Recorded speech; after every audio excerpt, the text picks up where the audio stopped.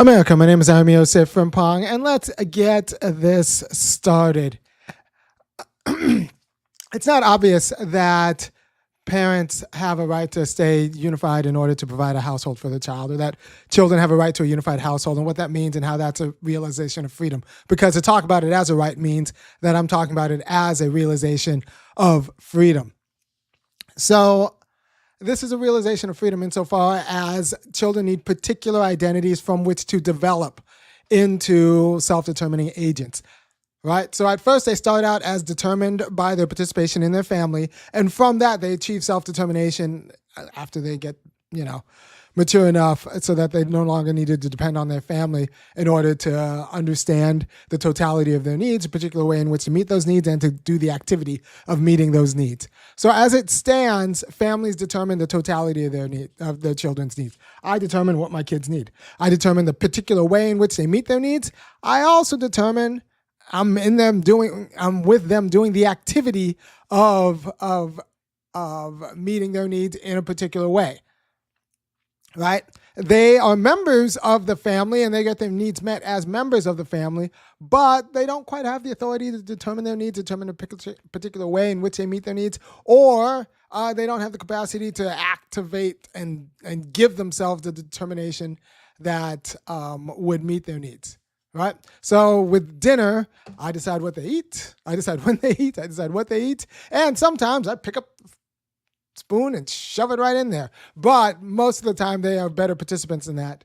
And the process of them participating in the family project of deciding what's for dinner, or whether they're hungry, what's for dinner, and then how they're going to meet and the activity of meeting their hunger, most of the time they're actually pretty good participants and I don't have to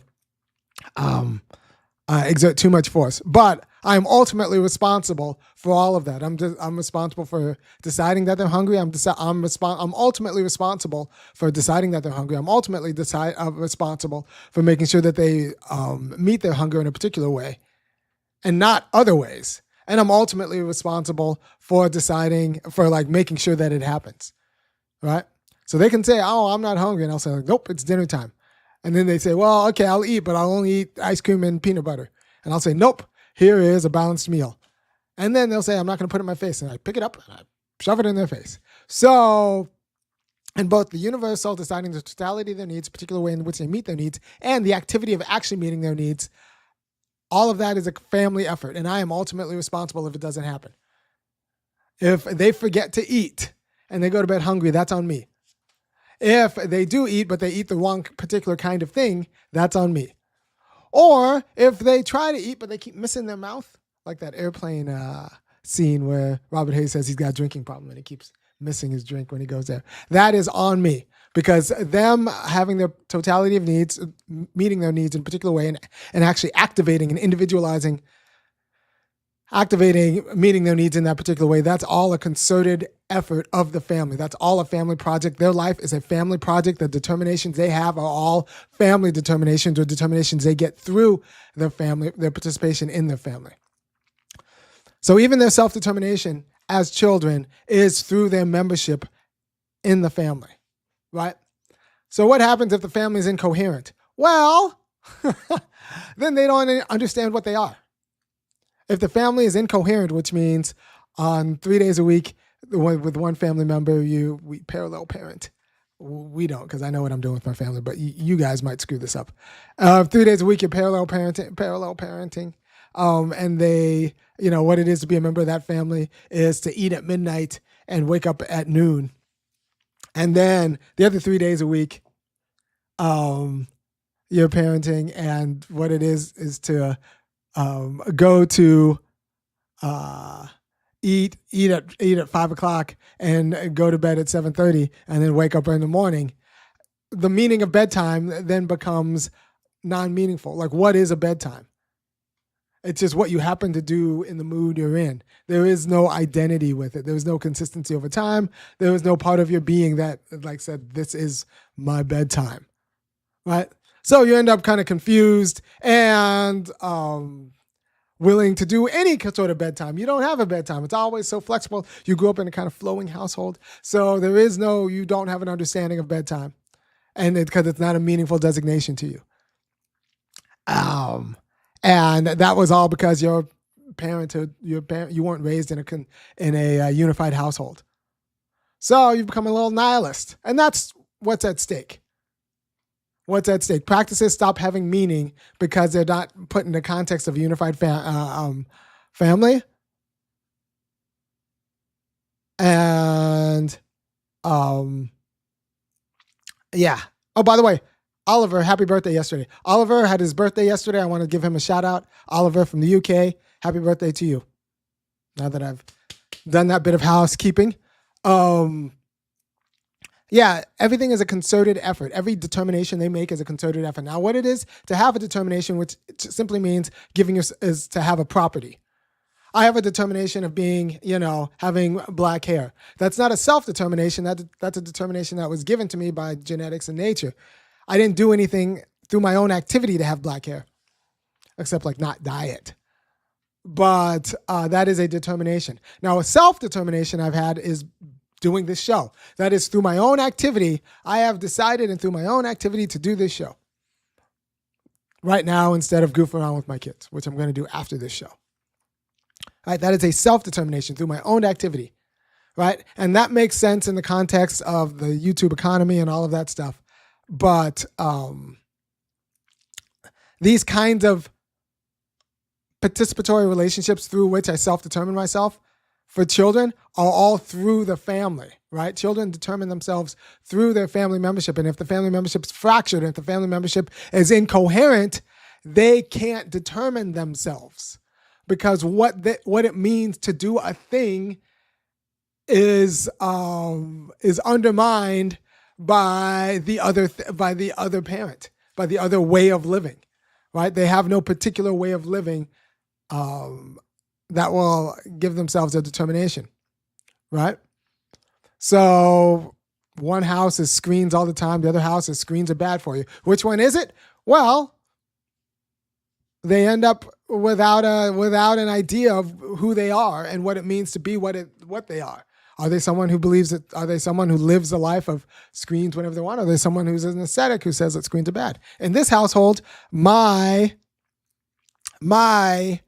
kids are not confused about that. My kids are not confused about that, right?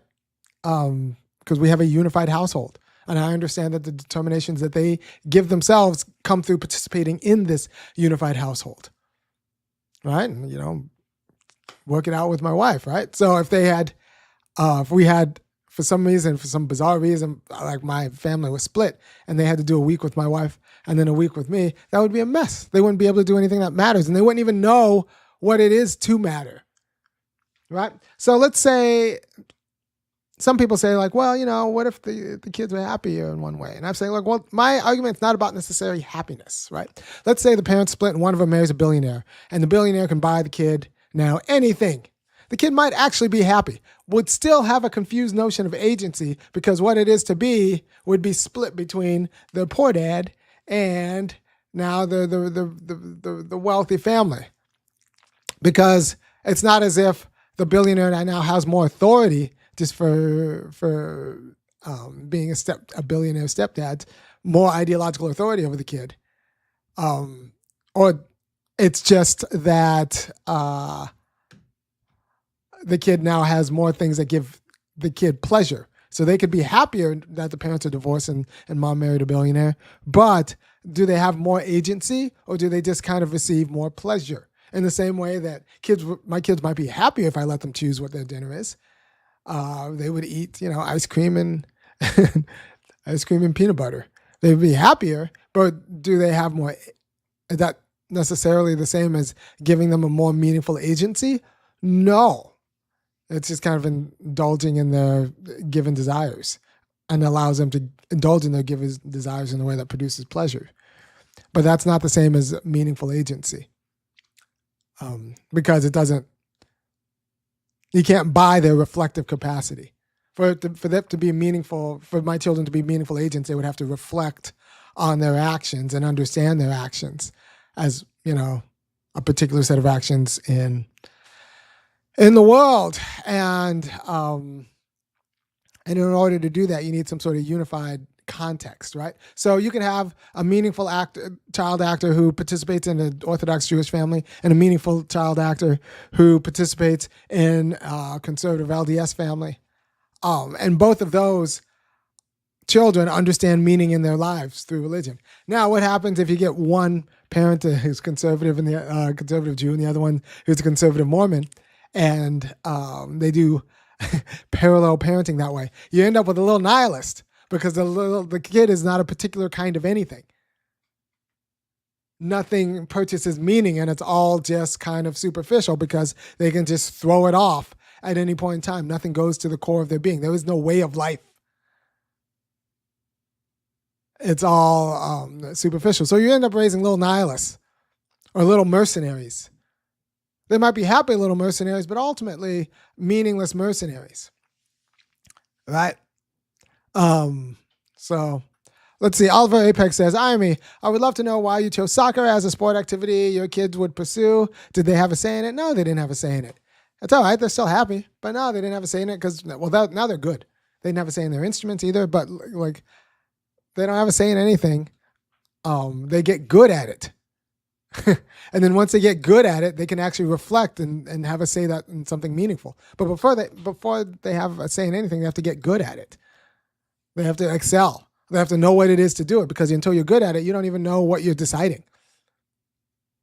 Right? We chose soccer because that's something I can wrap my head around in teaching them. And since I knew I was going to be the primary teacher of anything they were going to get good at, it had to be something that I could wrap my head around. And, my cousin played for the U.S. national team in soccer. She was, went to the Olympics, the whole thing. And her dad taught her, my uncle.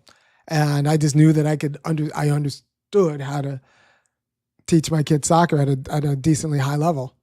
And so they would excel in it. And then later, once they excel at it, then they can decide, well, is this something that's good for me or something that's extra?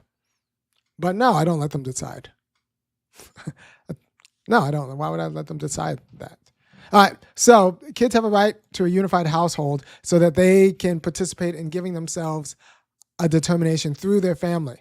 Because all the determinations they give, all the determinations they have that are through their own activity come through their family. And if you have a split family, those determinations don't mean anything because they're undermined by the other legitimate authority within the family. Right? So the parents have irreconcilable differences, and then the kid has to reconcile them in order to just live any sort of life. Or the kid can ignore the fact that they're irreconcilable and then just kind of live a superficial life. Right? But in a responsible world, it's a parent's responsibility to actually reconcile these differences and then provide a unified front for the child that sustains intellectual scrutiny. By the way, if you appreciate what I'm saying, which I think you should, and I'll be a little bit déclassé about it. If you don't want to end up with some pink-haired they who's just confused about all the things, go ahead and go to www.funkyacademic.com and kick in $5, $15, $50 a month, lest you fumble and raise a little nihilist just because you thought it was about, yourself. Right? So thank you for your time, and I will talk to you at another time. Peace.